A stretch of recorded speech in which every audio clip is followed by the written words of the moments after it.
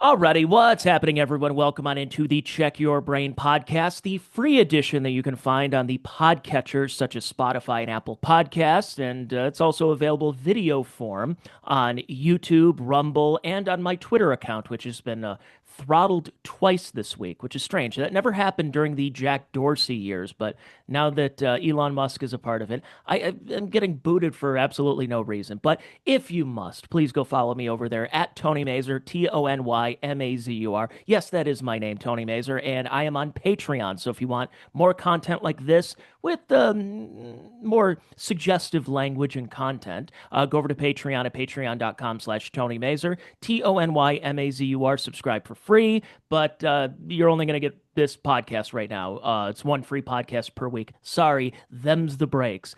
The rest of it, you're going to have to pay $3, $5, or $10 with extra content at patreon.com/Tony Mazur. Before I get to my guest, it is the upcoming NFL season, and I have to play just here in Northeast Ohio. I have to go down the rabbit hole of nostalgia and remember the days from, my goodness gracious, 40 years ago. Ernie the Kid looked bad for a moment, but when the pressure was on, he came back and got the 10 points he needed. This place is absolutely bedlam. The stadium has gone berserk. But the best was yet to come in Pandemonium Palace. Hey, we've been here before. You remember? We've been here before, not once, but twice. Now, third time's a charm for us. Hey, one play at a time. Here we go, here we go. I mean, it didn't really work out too well for them there, but yeah, it's been not just 40 years, but 40 seasons since the 1986 Browns in the drive, and then the next year the fumble, and then everything else has happened, and the move, and now it's the Deshaun Watson and the Shedeur Sanders circus. But we'll get to the Browns here in a little bit. Joining me as my guest, also a Patreon supporter, is frequent guest, probably the most frequent guest on this podcast, and it's my pal Rick Morris from FantasyDraftHelp.com and the FDH Lounge. Rick, you're wearing your Miami Dolphins shirt. I'm wearing the Cowboys jersey right now in honor of my friend and now yours, Ken Mosca. Today's his birthday. He's a big Cowboys fan, so happy birthday to Ken Mosca. Yeah, nice guy. I really enjoyed being on with him previously, and you almost brought a tear to my eye with that '86 Brown stuff there. And again, just so close. And I've been fortunate enough to have Vance Johnson on my show, and believe it or not, actually I get on to be very good terms with him, which I said to him, young Ricky would have never believed that. And I said, it would have been different if Don Rogers was still around then, and you know that, and he didn't necessarily disagree. By the way, Comrade Dobler, how deep of a wormhole have you fallen down with that channel there, huh? That got some amazing stuff. It's so funny. I was thinking about those days of because it was around the time I was born, to be honest, here in the mid to late 80s, but getting a chance to hearing those players' names from my dad growing up, and then several years later we got to hang out with them when we worked at an unpaid internet sports station, and here I am, I'm drinking beers, I'm drinking Heineken with Herman Fontenot, and in the back of my mind saying, man, you should not have gotten the ball those couple of times. What the Browns had the ball after Elway takes them 98 and a half yards up the field and throws the touchdown. The Browns actually got the ball first in overtime. And it's not like, for you Zoomers out there, the NFL rules were first team to score wins. Doesn't matter if it's a field goal, doesn't matter if it's a touchdown, doesn't matter if it's a safety. That's it. Game's over. Browns had it, went conservative, handed the ball off to Herman Fontenot. I like Herman. I hung out with him many times, good guy, but Herman Fontenot's bust, and he never got a gold jacket in Canton, Ohio. And yet, what happened? Rich Karlis with the barefoot field goal may or may not have gone. Doesn't really matter. They kind of screwed the pooch anyways. And And then ever since then, we're still chasing that dragon here in Cleveland, trying to find those teams from the good old days of Bernie Kosar and Mack and Biner, Minifield, and I might blank out his name. He's everywhere. A number of great players, and I'll tell you what, I actually, believe it or not, subjected myself to rewatching the drive before the first time I had Vance Johnson on the show, and I said to him, man, this is one of those things where maybe it's not the Mandela effect of like what I thought I remembered, whatever. Like I don't think he touched the ball once, and he said, when we were in the end zone, when we at the beginning of the drive, John looked at me and said, "You're going to be the decoy," because I was like, they kept going to all these other guys here, all these lesser mortals than Vance Johnson. And he said, yeah, that was a plan. So like, wow, okay. You don't really hear that much as far as the inside story, I guess. That's true. Let's before we get to everything, let's get the plugs right out of the way first. It's I mentioned it earlier, fantasydrafthelp.com, and this is no pun intended, but this really is your Super Bowl time of year, Rick.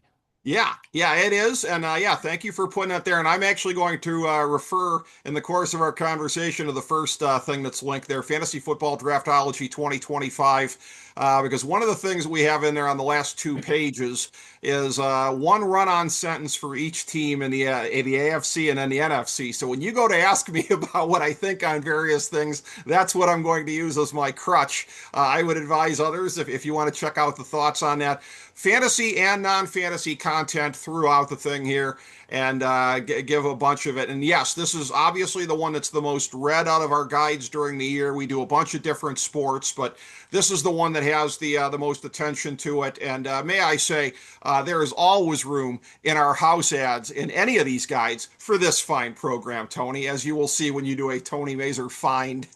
That's correct.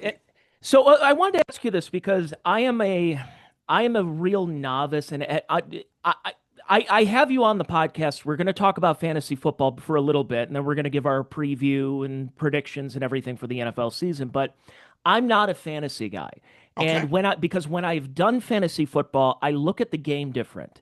And it's not something I like. I feel dirty. Like it's kind of where, oh, I hate this player because he's playing on the team I hate, but Yeah. he's on my fantasy team, so I want him to get points. And I started looking at it through like a degenerate gambler in some ways, because that's kind of what it is. It's like two Yes. steps below of Yeah.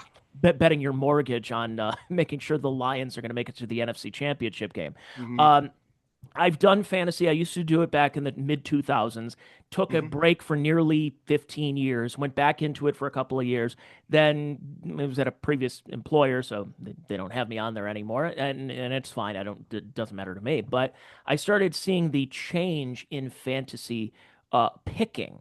Yeah. And 20 years ago, you still had Marshall Falk. You still had some of these. You were nearing the Adrian Peterson time where the running back still had uh, that cachet in fantasy sports. And then that went away probably 15 years ago with the pass heavy Drew Brees type of offense. Now, as I look at your draft guide, it's receiver after receiver after receiver.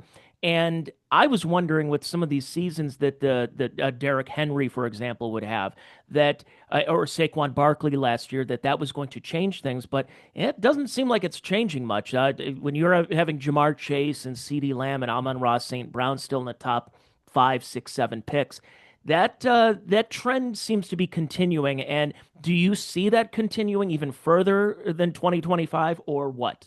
The thing that I would say, Tony, and this has been a little slower than I thought, because I remember as far back as Ezekiel Elliott coming into the league, when I thought that the pendulum was going to start to go the other way. And so I've been a little bit wrong in anticipating it for a while, but I'm getting closer to being right. It's inching in the other direction, Tony. And when you look and you see that Ashton Genty is a consensus mid-first round pick, as Bijan Robinson was when he was a rookie, and a perfect example of what you're talking about there, the 2 drafts that I was in. I'm in 2 pretty serious leagues. I had the 9th pick in the first league. I went for Derrick Henry because he was still there. I had the first pick in the second league, and as you would have seen from looking at the guy there, I went with Jamar Chase. So it's a thing where wide receivers at the upper echelon, they give you the most explosiveness by and large, and that's what you're looking for here. That's what will win you championships. The guys that can bring you those super explosive type games. But But it if is a if I thing can, where I the was just running going to say backs if are I can coming interrupt back here. slowly, I'd say. Yeah, if I can interrupt, because sometimes some of these big receivers are getting double teamed, and Yes. they may get a couple of targets. They're getting Mhm. overthrown. They may only get about 4 catches in a game. Yet that's still more valuable than, say, a dual threat running back who can catch 10 passes and rush 30 times. Now that's a good question, and that's where again, yeah, the running backs there are a lot of them, and you have to look and you have to see which are the ones that really excel at pass catching. For example, good old A Chain there from Miami. I ended up with him with the last pick in the second round in my one draft, and I'm just sitting here like, okay, I hope he stays healthy enough. And my commissioner was consoling me, like, Rick, I think if he stays healthy this year, he could end up being the number one back. And for the very reasons you're saying, and I think he's right, but that's an if he stays healthy versus the wide receivers. Again, somebody like Chase, he's blessed with having Higgins on the other side. Somebody like Jefferson, after the first couple games, Addison's going to be back. So if it's a system where they're disproportionately dependent on that one receiver, it ends up being a problem. But you don't see that as much anymore. A.J. Brown has his Devontae Smith. There's Jalen Waddle in Miami to sidekick Tyreek Hill, et cetera, et cetera. So a lot of the ace receivers you're finding, they have somebody to help take the steam off of them. But it's a thing where, again, I do believe we are coming, the pendulum is swinging back. I mean, I might have been wrong in saying it years ago that it was happening, but I think that the pendulum is starting to swing back because Tony, everything trickles down from what happens on the field, and you started to see it last year. You remember at the beginning of the season, I don't remember who it was, but some idiot analyst was like, they need to change the defensive rules because of the two deep defenses. It's ruining the game. What happened? Teams started running the ball a little bit more. When you're selling out to stop the pass that much, it opens up run lanes. And again, teams have to be configured to take advantage of that. And a lot of teams weren't configured, but you know who was? Philadelphia. And it's a copycat league. So the pendulum is slowly swinging back, Tony. You might not have seen it that much in my guide this year, but you look at the guide next year, and I think you'll see it reflected even more so. Well, and we saw that probably 10 years ago of Mhm. the now dual threat tight ends. And Yes. that, and we don't really have to talk about his personal life, but the rise of someone like a Travis Kelce got to that point where you're getting a guy who can block, but he's basically a big receiver, is what Yes. it turned into. And then teams started really loading up and having sometimes three tight end sets where the two tight end, one's a decoy, one's a blocker, and one is a pass catcher. Yeah. And it didn't really matter where you were throwing it on the field. That it was just that sure-handed tight end. The Tony Gonzalez is the original Kellen Winslow, not the trailer park one that we had, who Oh, flew off the off the yikes. motorcycle, the soldier. But you started seeing that, and that seems to be slowing down a bit because just from my observation, now we're almost seeing the fullback is taking away some of those sure-handed catches on short yardage situations that a tight end probably had about 10 years ago. A little bit. We keep kind of waiting to see like who's going to be the next. Larry Centers was the big guy back in the day, and like Mike Allstott to a certain extent. And there's not really anybody that's come along that's kind of replaced them. Some of it is because, and I think we would see more of this if coaches, and this is what I really don't understand as far as coaches not being adventurous enough, and you're going to know exactly what I'm talking about here from in Cleveland. When you had Chubb and Hunt, all that period of time, I really don't understand why they weren't on the field more so together. Because can you imagine the mismatches you would have had if you had Chubb lined up at fullback? So No, that's a no, thing where because you teams have really need to avail you have that an a little more. offensive-minded coach who wants to throw the ball 70 times a game. How'd that work Yes. out? Yeah.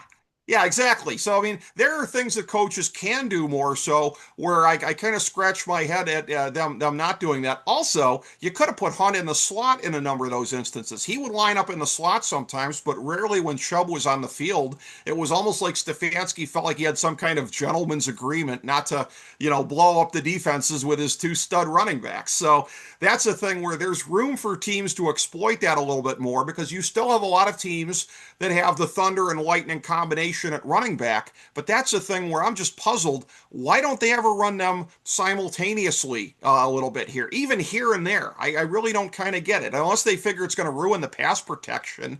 But what kind of pass protection do you have when you're set up five wide, anyways? You know what I mean?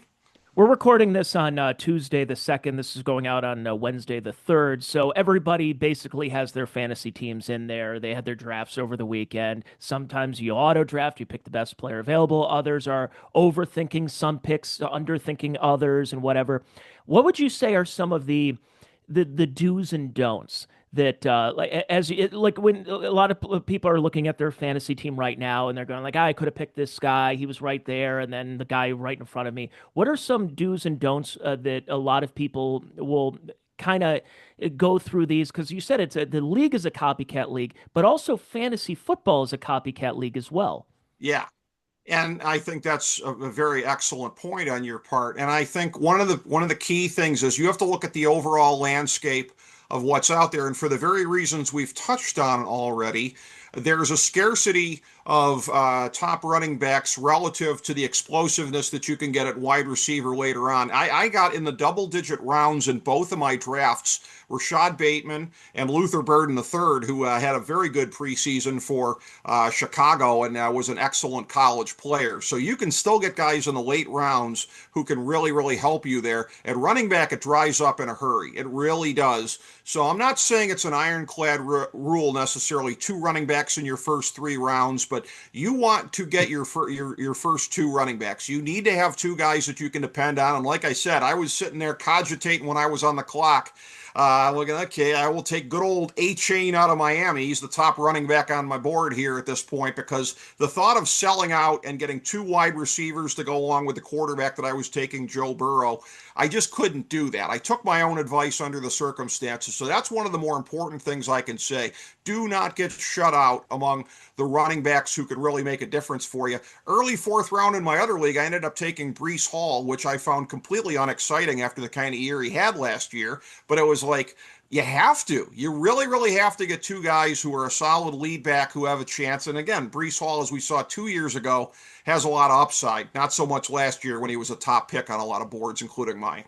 So, as far as quarterbacks go, I looked at your list. You still have Lamar Jackson because let's be honest here. Lamar Jackson makes plays with his legs and his arm now. Total dual threat. Yeah, number He's a one. dual threat. He's a guy who actually, and I think you and I probably felt the same way when he came out of college. You're like, hey, this guy's a run first quarterback. He learned how to Right. be a quarterback. Yeah. He learned. You gave him enough time. The line blocked for him. He can extend the plays, and he showcased his arm. He's obviously a 2-time MVP.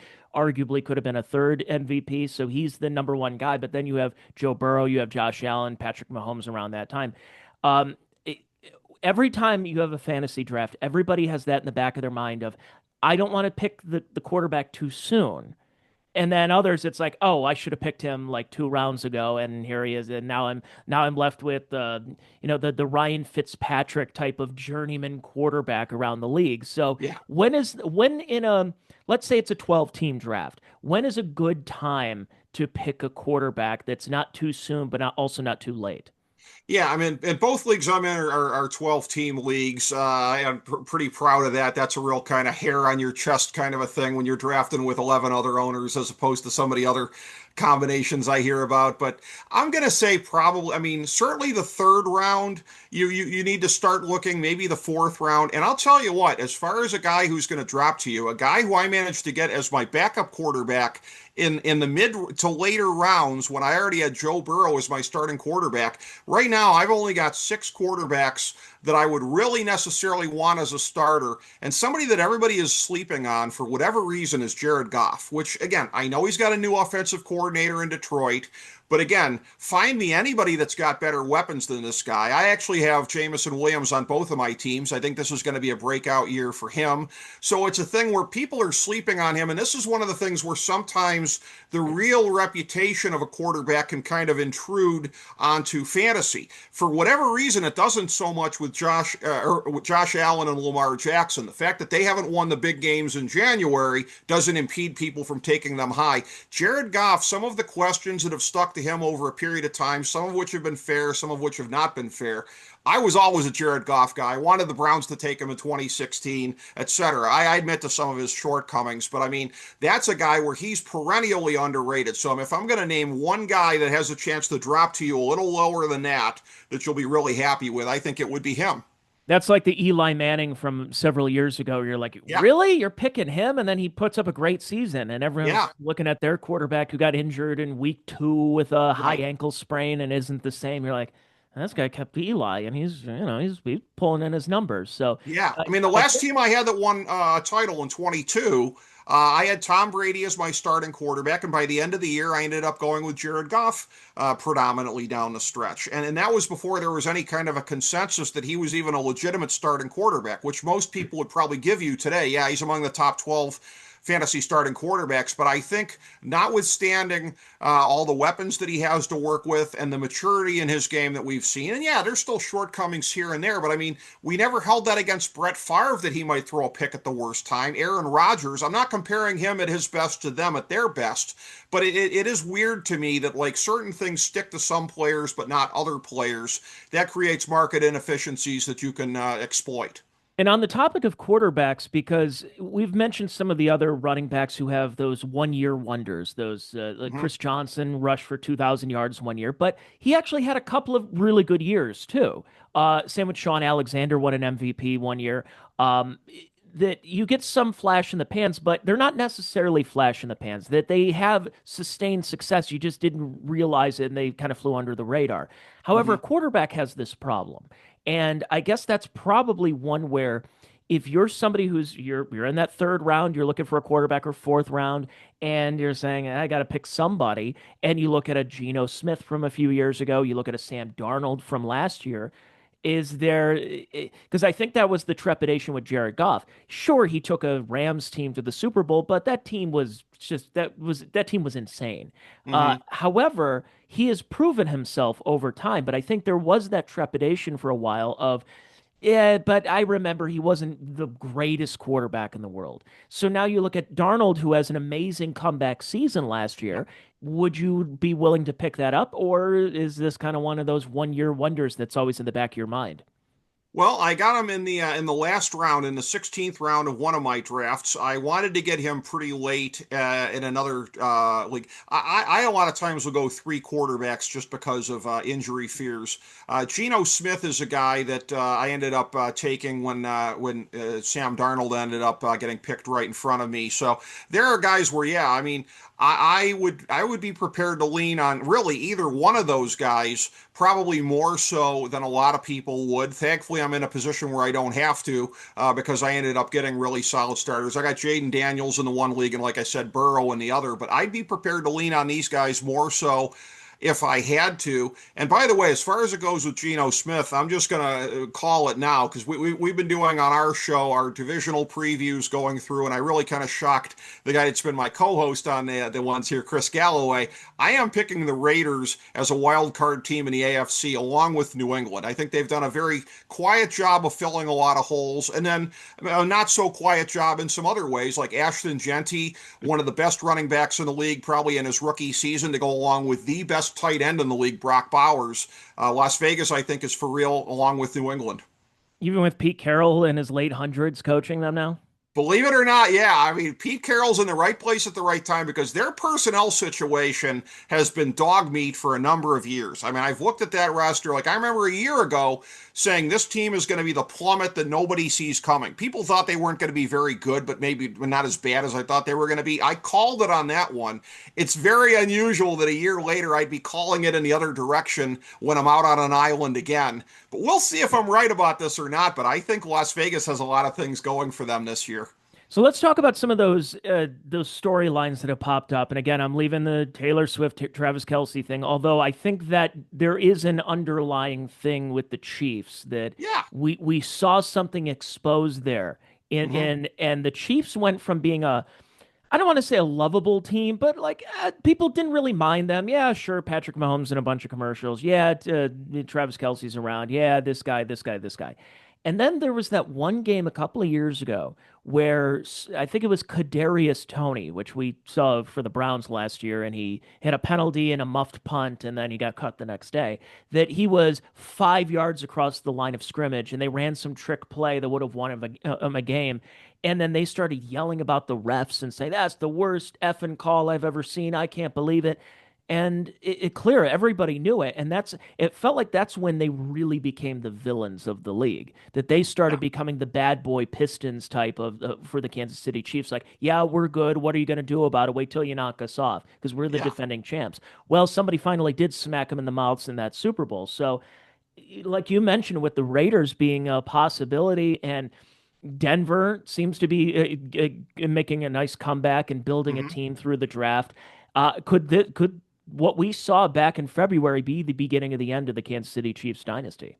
I'm not going that far yet. I think they're still going to win the division, and I think Denver kind of might be wrong place, wrong time. People are going to look at it and say, oh, regression if they don't make the playoffs again. But they had some things that really went well in terms of them making the playoffs last year. They were definitely ahead of schedule last year. I think the Chargers are worth keeping an eye on. And this Chiefs Chargers game Friday night is going to be huge because the Chargers, it has seemed to be one of these immutable laws of sports that most LA teams are stars and scrubs. Like you looked at it like the Angels have been forever, right? The Chargers have been, the Dodgers before they really solidified the last couple of years had some stars and scrubs moments in the 2010s. You go on down the line. The Rams personified it. The Rams won the Super Bowl as like the greatest stars and scrubs team of all time. But the Chargers have a roster that doesn't have as many obvious holes, and then Slater goes down. So that's worth keeping an eye on here. How bad is it going to be losing Slater? It's kind of a rhetorical question when he's your franchise left tackle. But I think the Chargers are going to give them a good run for their money. I think the Friday night game in Brazil is going to be huge as far as seeing how much they've narrowed the gap. The Chiefs, I will say this, and as somebody who has Kelsey as a backup player on one of my teams here, I think he even admitted he didn't take the conditioning as seriously the last 2 years. Gee, I wonder why with all the jet setting and stuff. But and I looked at it and I had a little bit of a blurb in the guide about that. And I said, this is a guy where it may sound like, and I try to never do prisoner of the moment thinking. But you could make a really good case that Travis Kelsey is the GOAT tight end. You really could when you look at the impact of his career and what he's done at that position. And you look at it the last 2 years, and again, age alone doesn't explain him becoming a little bit more immortal. Still above average for tight ends in the league, but not Travis Kelsey. I think he does a little bit of a bounce back this year. I don't want to get carried away with it, but I think that's the case. I think the wide receiver situation is going to be a little bit more steady, especially down the stretch once they get Rashee Rice back. The personnel department has been working overtime here every year as far as, keeping the pieces parts together, even with the big salaries there. Chris Jones is basically the closest thing there's been to Aaron Donald in this league. I mean, he might go down as the second best defensive tackle of the 21st century behind Aaron Donald. So the Chiefs are not dead yet. They're not my AFC Super Bowl pick. Believe it or not, I'm going with a team nobody else is. But I think they have a chance to win their division going away, and that could set them up as the number one seed. I'm picking Houston, Tony Mazur.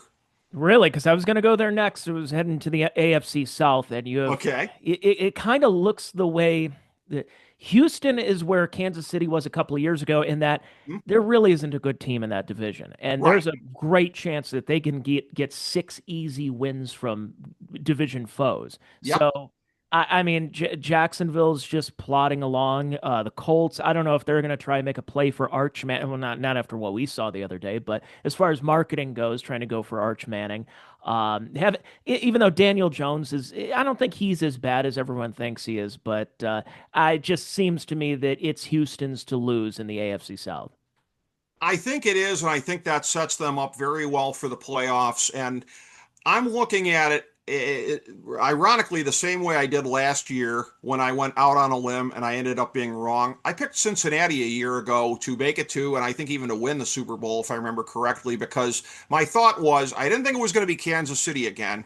And Buffalo and Baltimore to me are guilty until proven innocent. Like, you got to show me in the playoffs that you can get it done. So I'm looking for somebody else. Last year, Cincinnati was my somebody else. I underestimated just how reprehensible that defense was going to be. I'm not making that mistake this year. I'm not even picking them for the playoffs. But Houston, again, there are a couple of flaws here and there, but I think people are sleeping on them because they did not have a very sensational regular season. I mean, nobody really penalizes when they're doing their picks this year. Kansas City for sleepwalking through an entire year. Houston sleptwalked through and still made it to the second round of the playoffs. And I just Even think, with the from CJ Stroud, who kind of had a little bit of his sophomore slump last year. little fall off, yeah, but again, I think I think they have one of the best coaches in the league. I think they're a well-run team, And yeah, I mean, they're my pick to sort of emerge through the chaos in the AFC. So if it happens, you heard it here first. You mentioned chaos. Let's go to our division in the AFC North. That it's not just the Browns because the Browns are bad, but they're not really even interesting bad. And who's interesting is Pittsburgh. Is that they brought up a bunch of old timers that this is something that the Steelers never do. They Hmm. never do this. They usually have traditionally through the Rooney method of building through the draft. If they need to sign a free agent, it's the right free agent at the right time because that particular player, or like a Jerome Bettis, for example, that yeah, he was on the Rams, but it didn't really work for him there, but it fit their team. That Yeah. it just seems to have worked for them. And they may not win the Super Bowl every year. It's been, what, 16 years, 16, 17 years since they've won a Super Bowl, but they still get there. They're still usually competitive. However, this almost seems like 1997 Florida Marlins territory of let's buy a bunch of guys. Let's bring in Aaron Rodgers, the graybeard, and what do they have? Jalen Ramsey, and yeah, they Hmm. brought in DK Metcalf, which is great, but he needs to get the ball somehow. Will Aaron Rodgers be able to get him the ball? I don't think so. I mean, I've been the boy who cried wolf for years, saying this is the year that the Steelers finish in last place in the division and kind of bottom out. And they've defied expectations. And for the people who disagree with me and think that Mike Tomlin is a really good coach, I guess they would point to that. But my whole thing is, okay, so you're an automatic out the first round of the playoffs. Congratulations on being 9-8. 10-7 if you're really lucky in a given year. So they may prove me wrong, and instead of being 7-10, be 10-7. And if that happens, again, they've done it, every year the last several years when I've picked them to do otherwise. But yeah, I'm singularly unimpressed with what they're doing there, and they've had a real sense of apathy at the quarterback situation, really ever since Big Ben started to kind of slide. So it's been about a decade now. Like the last couple of years, they're just like, what are you going to do? And then he retired, and then it's been like, what are you going to do? And they find a way to have some warm body in there. I thought Kenny Pickett was a horrible draft pick. Shades of something the Browns would do. You take a quarterback at like 20. That was a year of like, I think like the one wide receiver for Tennessee, Wright. They were going to pick him, and he went the pick before. So it's like, I guess we'll take Brandon Weeden now, taking your quarterback as a plan B. That's kind of similar to what it felt like Pittsburgh did, reaching for Pickett there. But it's just like, yeah, what are they doing? They just again, if they make the playoffs again, it wouldn't be the most shocking thing in the world because they've overachieved just to get to that point, but just to be an automatic out in the playoffs again. So congratulations, Pittsburgh, if that ends up happening for like the 15th year in a row. They're, I kind of feel like they just like being consistent for consistency's sake. They like Yes. the fact that while every team has hired and fired all these coaches, that three coaches in the last 3 years, hey, we haven't hired a new coach in 20 years, and we've only had three since 1969. Yeah, great. I'm very happy for you, but it's a different league now. It's a much, much different league, and you can't just use that as a fun statistic to throw out at a bar room while you're like, Mhm. hey, how many coaches have you had? So, at this point, and I think Tomlin's a fine enough coach that he's probably got them to overachieve in years where they may not have been exactly talented. They've had shifts and retirements, and like you said about Roethlisberger, or go all the way back to Heinz Ward and Palomalu. Mhm. However, it just seems like they're trying to do anything they can to stay somewhat relevant, but they don't really need that. They've always been relevant. They're a very good franchise as far as what they do, and that they're consistently good, decent to very good. But what's it going to take to get them back over the edge? And I think a lot of people in Pittsburgh are very, very impatient right now because they really have not seen that Super Bowl contending team in 15 years now. Yeah, and that's where again, everybody always looked at them as the blue collar equivalent to what I'm about to say. because that was the big rivalry back in the 70s and to a lesser extent the 90s. But the jersey you're wearing there, Dallas, they might as well be Dallas. When's the last time Pittsburgh was really relevant in a real sense? And by the way, me wearing a Dolphins jersey, the only reason we escaped that stink is that we're not even considered borderline relevant the way that Pittsburgh and Dallas have been. Pittsburgh and Dallas have at least been falsely in the conversation. People pump them up as being more than they are because of what they were. Miami doesn't even get that level of respect anymore, nor do we deserve it, by the way. I'm picking the team for 4-13. That's the collapse I think nobody sees coming this year. Interestingly, by the way, my co-host for our NFL picks on the FDH Lounge, Chris Galloway, says in the AFC North, the collapse nobody sees coming is Cincinnati. He's picking them for last place. And with that shower curtain offensive line and that defense, it is possible. Yeah, it's I think the consensus is Baltimore and everyone else in the division Yes, yes, very much at this so. point. And then let's go to the East. Buffalo is still there; they're still hanging on. Your team, Miami, is kind of it just the analytics stuff is really bothered people. From the fact that your coach wears clam diggers, and they relied so heavily on speed and analytics, but it hasn't. We're waiting. It's the old Ted Knight. It's Yeah. Judge Smails. Well, we're waiting, and I'm not seeing it. And the farthest they were able to get at this point was that Kansas City game in the playoffs, where they're a team from Miami Gardens, Florida, where the Yeah. average temperature per game is 80, and they're playing it in a stadium where it was negative 80 with the wind chill, and they didn't do very well because they weren't prepared for it. So yeah, that stinks for them, but it seemed like that was as far as they were able to get, and they've still been chasing that ever since. Yeah, and again, Mike McDaniel, I actually think that the guy is a genius, and I think it's one of these things that those of us that root for the fish are going to rue that he's going to go on and probably win a Super Bowl with somebody else. I blame Chris Greer. I don't know how nobody piles on this idiot. I think he's one of the worst general managers in sports. This is a team that has become every year more so stars and scrubs to where it's ridiculous now. Like the number of holes that are there on the team right now. And again, the salaries are being apportioned in certain areas here disproportionately so. And the funny thing is, again, the jerseys that you and I are wearing, I think it was 2 years ago, late in the season, Dallas comes to Miami. And I remember at the time I was like, oh, okay, Dallas West versus Dallas East. And like neither team had beaten a team with a winning record the whole year. And like Miami was so weak at that point, they lost to Dallas, which hadn't beaten anybody with a winning record during the year. So yeah, I think this is the year the bottom falls out. God help those of us that root for the team. It's probably the end of McDaniel, even though he should still be the one left and ownership, the general manager, and everybody else should go. Someone's got to But be the that's fall where guy. yeah, he's going to be the fall guy because the coach always is, just like the coach was in to a certain extent in New England last year. And this is one of these things where I've never been part of the whole cult of Mike Vrabel, but I think Vrabel might kind of be in the right place at the right time this year because man, they've done a good job of upgrading that roster. And I know at the skill position levels, it doesn't necessarily blow your hair back. Although I'm one of the ones that thinks Travion Henderson is going to do a very good job at running back. And then again, the Browns were of course idiotic for going for the wrong Ohio State running back. Some of us said that at the time. But I think New England is a team that can win the wild card. I think they're back of Buffalo the way that it stands now, but the progression that they've been making, Tony, this is a really interesting thing because for the first 20 years or so of the 21st century, it was New England in the division with no competition. The last 5 or so, it's been Buffalo with that.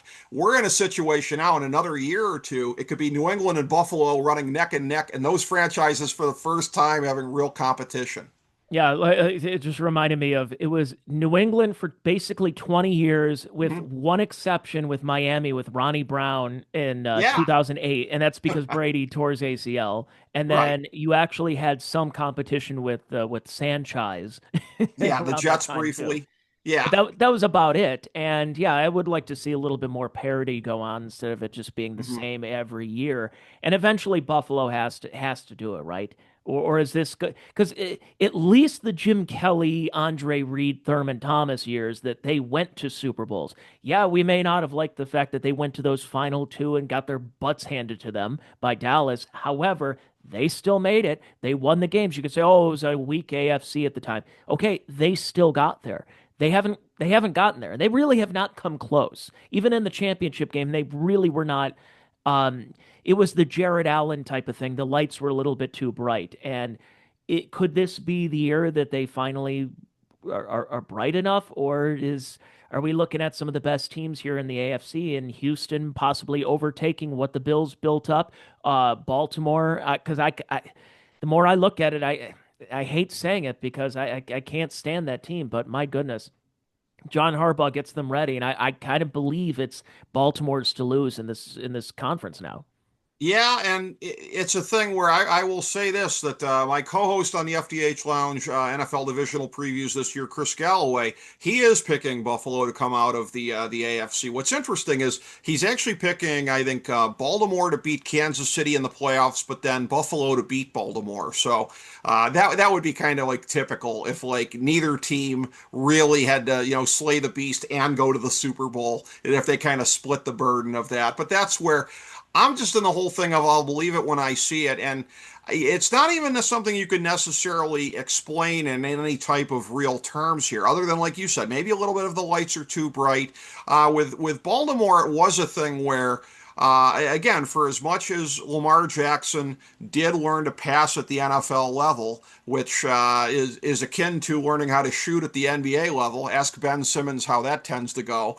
But Lamar Jackson, hey, he made it happen. But the first couple times that they made an out in the playoffs, what happened? They fell behind and couldn't come back. And that's something where, again, you don't have the sense as much today that that would happen, but he still has to have that. He has to kind of, prove that he can bring a team back, because that is a little bit of indicative of when he was still more raw as a passer. He still has that kind of, pressure on him to get it done. Interesting. So let's go stay in the East, but flip over to the conferences to NFC, and all the eyes. I mean, obviously Philly wins, and they've gotten better. Philly got better in the offseason after winning that Super Bowl. Shocked a lot of people, but not everybody. Podcast listeners will tell me like, why didn't you pick Philly? Everybody knew. We were just kind of quiet about it. And but then you have some competition just down the Beltway with Washington, with the team formerly known as the Redskins with Jaden Daniels. Do you foresee it as being a fantasy guru of seeing that he could have that sophomore slump, or is he one of those guys that he looked poised enough to, even if he's in a slump, he can bounce himself back? I think it's more so the latter. My only concern would be with him, shades of yet another guy, and he's a more complete player, obviously, than the other guy turned out to be. But you go back to the early 2010s with that franchise, RG3, staying healthy, playing that style. And Daniels uses his wheels a lot. He is fearless. I think my guess is that he's going to stay healthy for the year. I think the team slightly regresses, but I think they're still a playoff team. I don't think they're going to put any heat on Philadelphia. And this is the thing where and I think this is probably the last time I'm probably going to invoke my co-host here. I don't want to do this all the time. My co-host on our football divisional previews, Chris Galloway, just because he said something so shocking. His pick to win the NFC East is the Giants. I knew you'd have. I'm looking at your reaction right now. I mean, that's another one that's interesting where they get a bunch of names, but what you have with who's going to be their quarterback at the end of the year? Is it going to be Winston? Is it going to be Wilson? What's He what must is going on foresee there? it being Wilson as a game manager. And it's a thing. He's right about adding Abdul Carter to that defense. He's right that that defense has a chance to be better than anybody thinks. He still has Philadelphia as a playoff team, because you'd have to be an idiot not to pick them as a playoff team, but maybe to lose it in a tiebreaker. This is one of those things where, there's always a different winner in the AFC or in the NFC East every year. I file that under lies, damn lies, and statistics. I just go by what I see. Philadelphia, to me, is still head and shoulders above anybody in that division. Dallas isn't even part of the conversation. The Giants, I don't see it. I'm like most people where I'm like, what are you talking about? I mean, I like Malik Neighbors, great receiver and everything, but again, you need somebody who's going to throw it to him. And Yes. we all know if you're going to do the Jameis Winston experience, you know Mm-hmm. what you're getting yourself into. And if you're Yeah. going with Russell Wilson, understand that what is this? This has to be year 14, I believe, for Russell Wilson. So if you think he's the Hmm. Danger Russ from back in the day, yeah, you're mistaken. Although Yeah. he has surprised me of being a better quarterback at this time for being a former, more mobile quarterback than I would have expected there to be more of a drop off. But I don't know. I guess if you're one of those guys who likes getting random football jerseys from 1 year players, then Right. go get your Giants jersey if you didn't already have the the Broncos and the Steelers Russell Wilson jerseys. Yeah, and that's a thing with him where it is very, very interesting, isn't it? The way that you're kind of describing it there, it kind of makes me think his career really was kind of the bell curve because even when they won the Super Bowl and then the NFC, he was still more of a game manager at that point. And then as the defense kind of receded from being one of the dominant units of all time to merely being very good, they needed him to step up a little bit more at quarterback, and he was able to do that. They opened up the throttle a little bit, and then he had a number of years where he was really sensational offensively in terms of the numbers and everything like that. And then, the career has gone the usual plateau, or not even plateau, but downward for him. But you're right. I mean, he still had his moments last year with Pittsburgh. I thought they were really dumb to have deviated away from Fields because I thought at least with Fields you had a lot more upside than you did with Wilson. But that felt like a quintessential Pittsburgh thing to do. Like, we don't care about upside. We're from Pittsburgh. Yeah, with what the Giants did, that's something I would have expected the Jets to do, but it was the very Yes. Jets of the Giants of them. But Yeah. and then Yeah. the And other that, team that we doesn't work out very well usually. then the other team we haven't talked about yet in that division is the Cowboys. Boy. And uh, just what 6 months ago, you're seeing Luka Doncic do a jersey, one of those jersey trade-offs with Micah Yep. Parsons, and neither of them, the two biggest names in Dallas sports, no longer with the team anymore. I couldn't figure out the Luka trade, a guy who's absolutely in his prime, and then this trade with Micah Parsons that Jerry Jones, is he in the home right now? Because for him to say that this is kind of a Herschel Walker type fleecing, I don't think so. No, no, ridiculous. And you're taking me back to a snowy Sunday morning in February, getting up when our mutual friend, my FDH hoops analyst Ben Chu, I awaken for early morning mass on a Sunday to a text that says, "Do you want to do an emergency podcast about the Luka trade?" I'm like, "What?" So yeah, I mean, the fact that both things have happened in the same year, and this is a thing where, and again, some bubblehead anchor from Dallas, I think, had a thing on Twitter like, which was the more impactful situation? Like, come on, man, you can't even. There's like 5 or 6 guys in the NBA where you can win a title with them as your best player, maybe slightly more at this point, but it's never that big of a list. And Parsons is a top 10 player in the NFL, but we've seen the last couple of years what that gets you. They're a stars and scrubs team that's much like Miami. It seems like it's more scrubs and less stars every day. And Dallas has just been in that downward spiral here. And Jerry Jones, again, this is a stealth situation, and this is not an original observation on my point, but it's or on my part, but it's one I've heard and I agree with.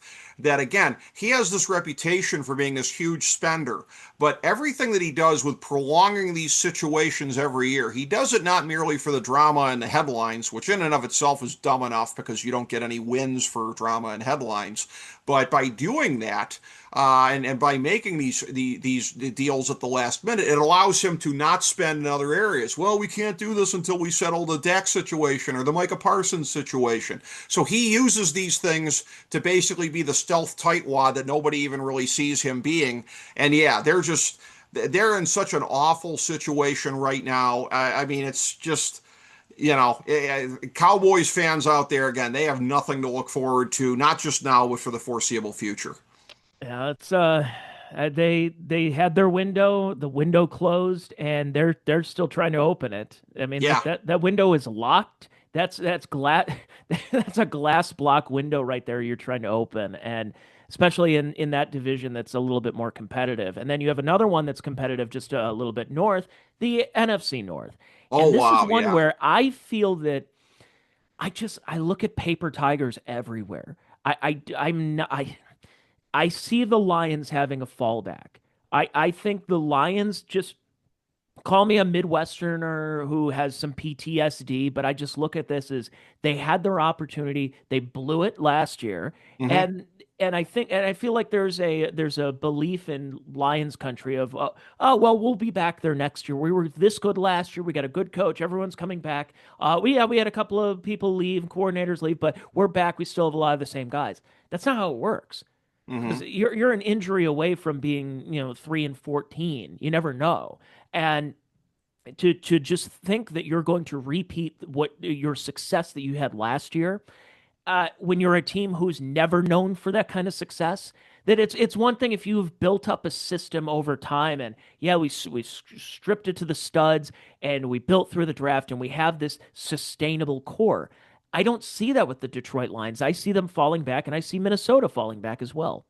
I really see Minnesota falling back. I think they're going to be in last place. I'm not a Really? believer in going in this direction with J.J. McCarthy. I always was a bitter clinger on Sam Darnold as a guy that I thought the Browns should have taken him in 2018. I've always believed in him just because he was so superlative at USC, and everything I saw of him at USC I knew would translate given the opportunity, and it finally did, better late than never. And of course, the Vikings let him go. The Lions, I think they are going to reseed. I think they still have enough talent to where they're a playoff team. The thing is with them is that Dan Campbell, his strength has never been X's and O's.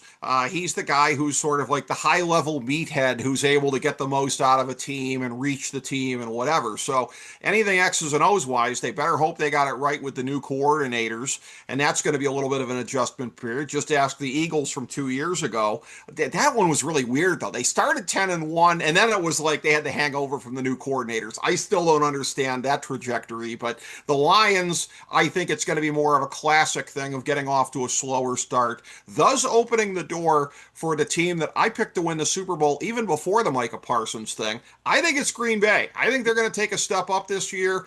It's hard for me to make a case for anybody other than Philadelphia, but they're the only team in the conference that I can, Tony. If I'm going to say it's not Philadelphia, and I really want to pick them to repeat, literally the only team I can make a case for is Green Bay. I think Golden is the guy that they've been waiting for in the passing game. He's going to take the top off in a way that they've never been able to do. I think Jordan Love's going to continue to improve that defense, especially now with Parsons, but I was picking them even before that. I like Green Bay to win it all. Interesting. We didn't even mention Chicago. And I think Chicago's a playoff team too. I'm a believer in Williams. He's very polarizing right now. And it's like, and I got a couple guys on my own show that have been calling him as a bust from day one. I don't know. I mean, if he can't make it happen under Ben Johnson, we'll find out. But he's got such talent there at receiver. He really wasted Rome Odunze a year ago, which makes me bitter from a fantasy standpoint. But we'll see. I think year two is going to be different for the Bears. I think they're going to make the playoffs, and I think that's one more reason Minnesota's headed for the cellar. Then you have the let's go to the South here, and Do we have to? we're going to spend very little time other than the fact that they unfortunately misspelled Michael Penix's name on a local TV station Ooh, a couple of weeks ago. I think yeah, you can that'll get guess you in where we trouble were with the going with that. FCC. Yeah. Yeah, but yeah, I mean, this is just one. Well, here's what I will ask you about this division. Mhm. Will there be an above 500 division winner in this division?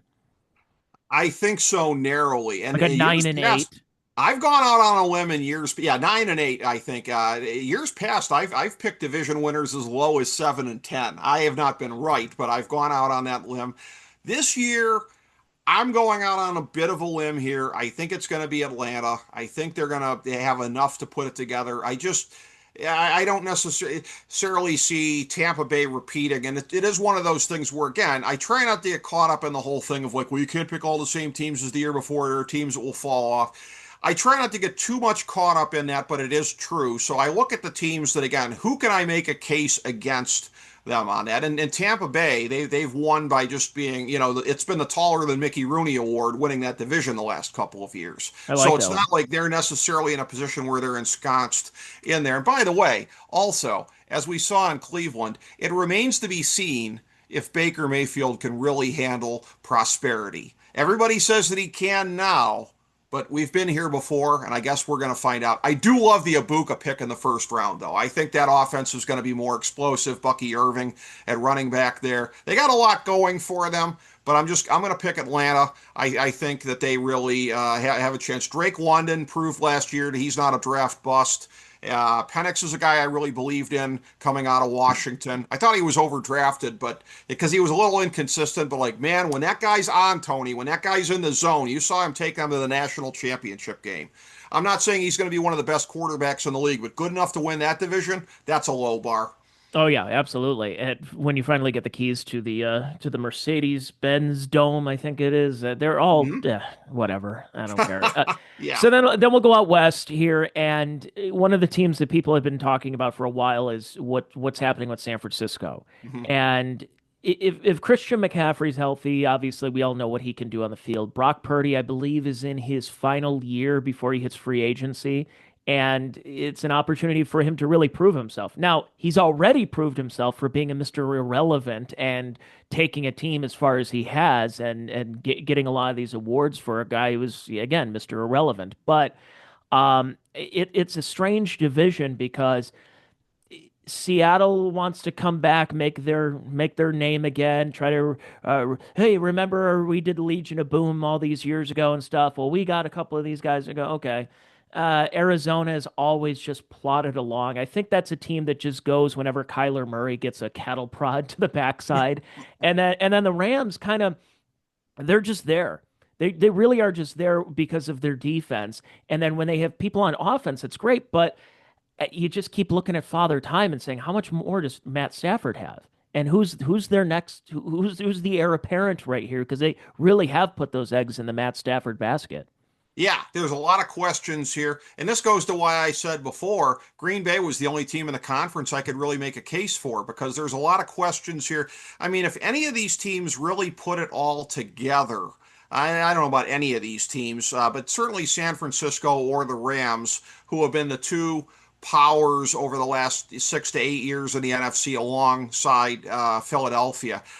You could make a case for that happening, but again, so the fact that Stafford is already getting shots in the back right now, not a good sign for how he's going to hold up. San Francisco, they were overdue to have a year like last year where they had to kind of take a knee because, again, the injury situation there, I didn't feel like their depth was as good as everybody kind of thought it was. We'll see what they look like now. They're one of the more intriguing teams because they could go in either direction here.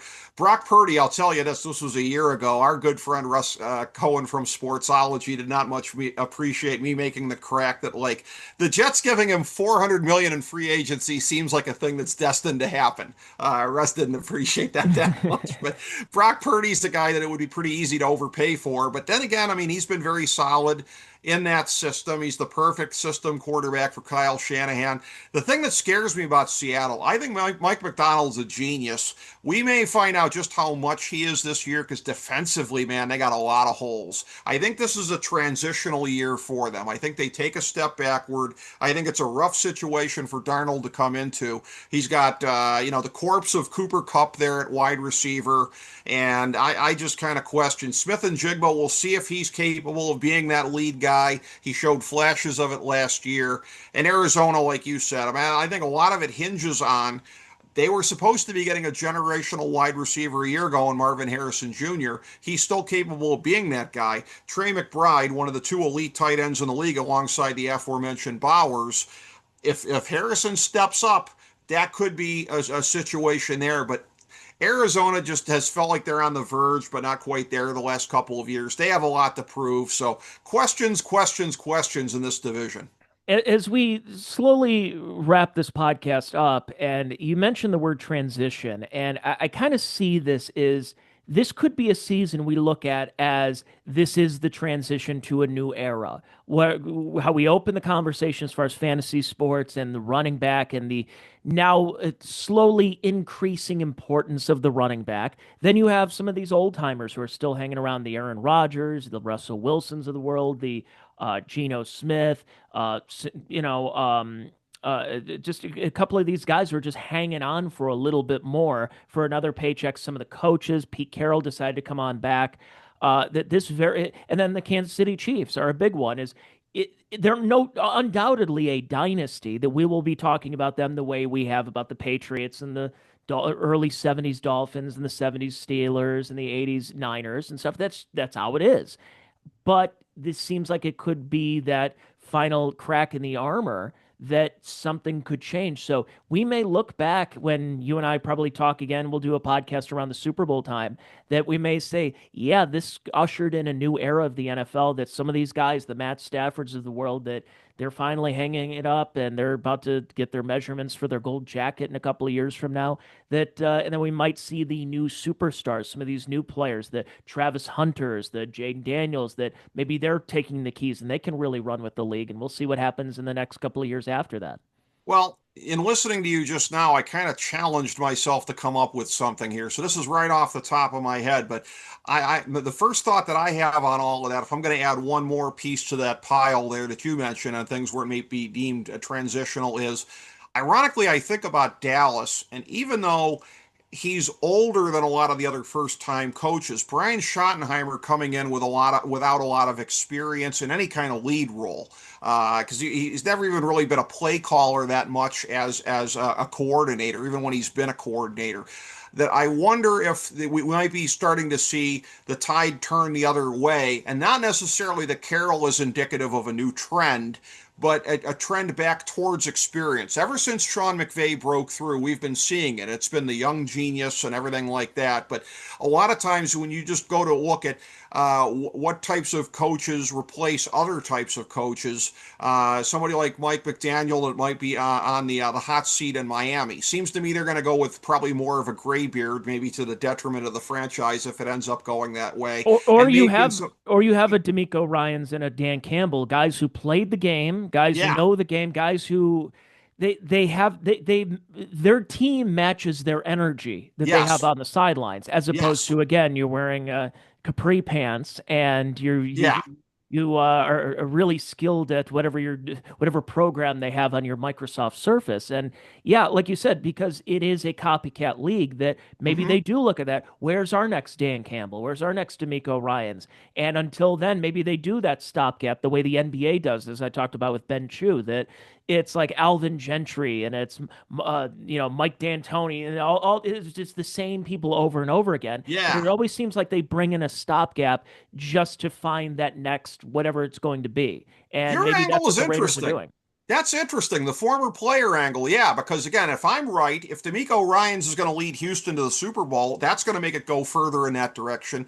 Dan Campbell's already established himself as somebody that other teams are going to try and copy. I like your thought there. It could be more of that, of the energetic former player that has the strong leadership capabilities. And I'm somebody who, again, I slept on Dan Campbell, and I freely admit that. I mean, I used to refer to him as Coach Smedium Shirt when he was in Miami because, he would just be.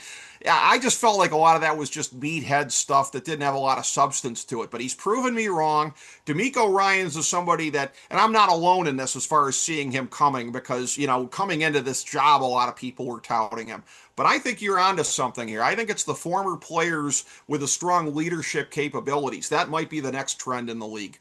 Very well could be, because how many times have we seen in other sports? MLB does this, NBA absolutely does this. They find that point guard who just retired 2 years ago and becomes a head coach. No coaching experience at all. So Right. will that happen, or do you have to? Is it still the good old boys league where you got to work your way up? That, oh, maybe you played the game, but then you retired, and then you were some kind of quality control coach, and then you were a coordinator on the special teams, and then you bounce around from team to team and eventually get your opportunity.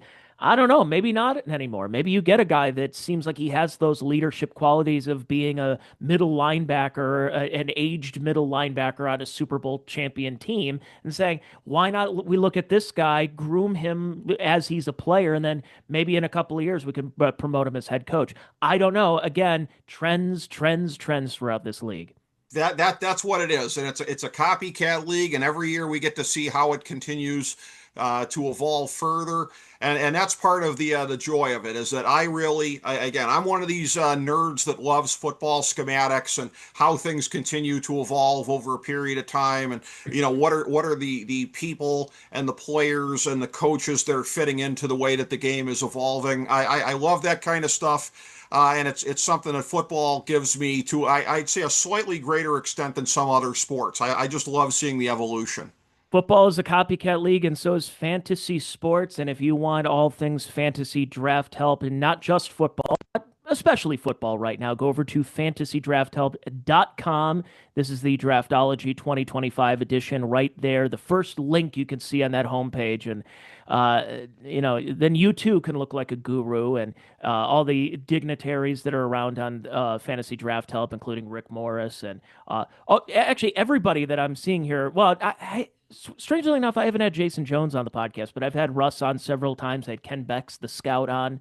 I got to talk to him again, too. But yeah, I haven't Yeah. had Jason on. But Jason's in a different time zone. He's 2 time zones away. He'll be happy to come on. He's always great to have on for these types of things here too. I can tell you my lead football guy these days, Chris Galloway. You ever want him? Just let me know. So yeah, it's all one big creative family here as far as those of us that are the STN alums from back in the day, and all the things that we've been able to get to do, the friendships that we've made, the networking that we've all been able to do over a period of time. It's all been very, very rewarding, and that leads to opportunities like coming on this show here today, which I appreciate a lot.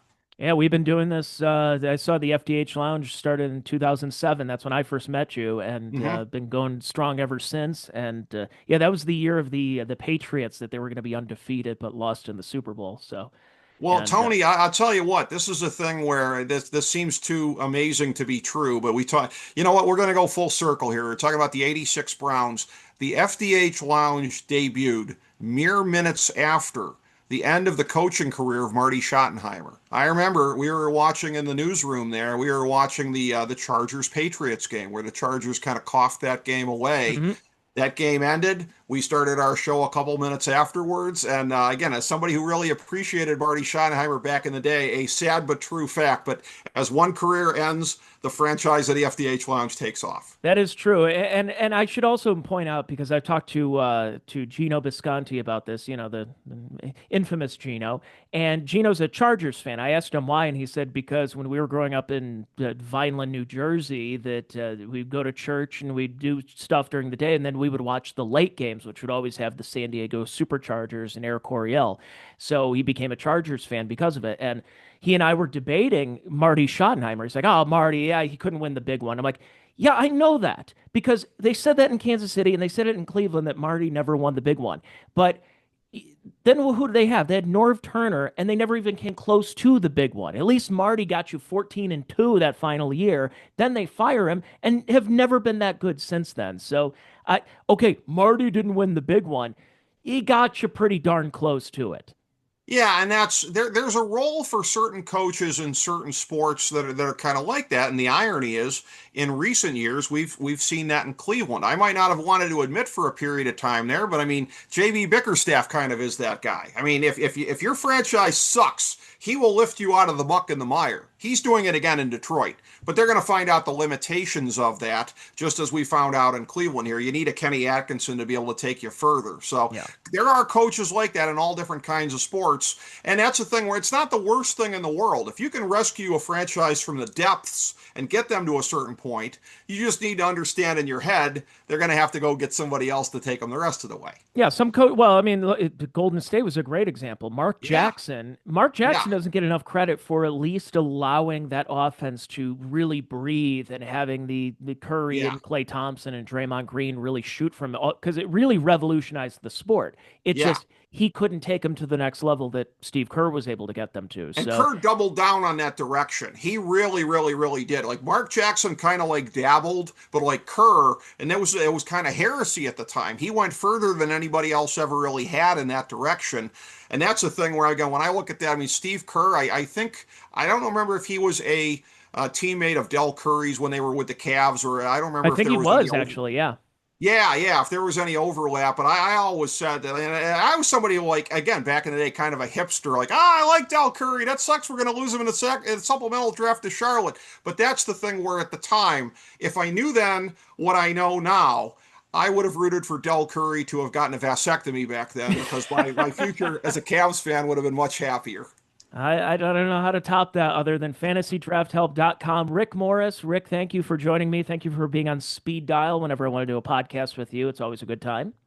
Always love it. Thank you so much, buddy. And I'll talk to you soon, and I will talk to you folks on the free podcast next week. But if you want to subscribe to my Patreon, I got a couple of episodes in between there and a whole backlog, 4.5 years of Patreons that you can go through and, I don't know, send them to my bosses and get me in trouble, or just listen to them and enjoy them. I hope you appreciate. A lot of them are timely, so I talk about things going on in the news and stuff like that. But if you, I have a lot of guests and go through there, including Rick several times and so many others. If you want to go check it out on the Check Your Brain podcast at patreon.com/Tony Mazur. And if you still like this one for free, just go through my backlog of catalog. I keep basically, I think I've kept every single one of my podcasts up there since I started this in early 2021. So thank you, everybody, for being a part of it, listening to this, watching this. And again, I'll be back with you next week with the Check Your Brain podcast. My name is Tony Mazur. Thank you so much, and hope to talk to you soon. Bye now.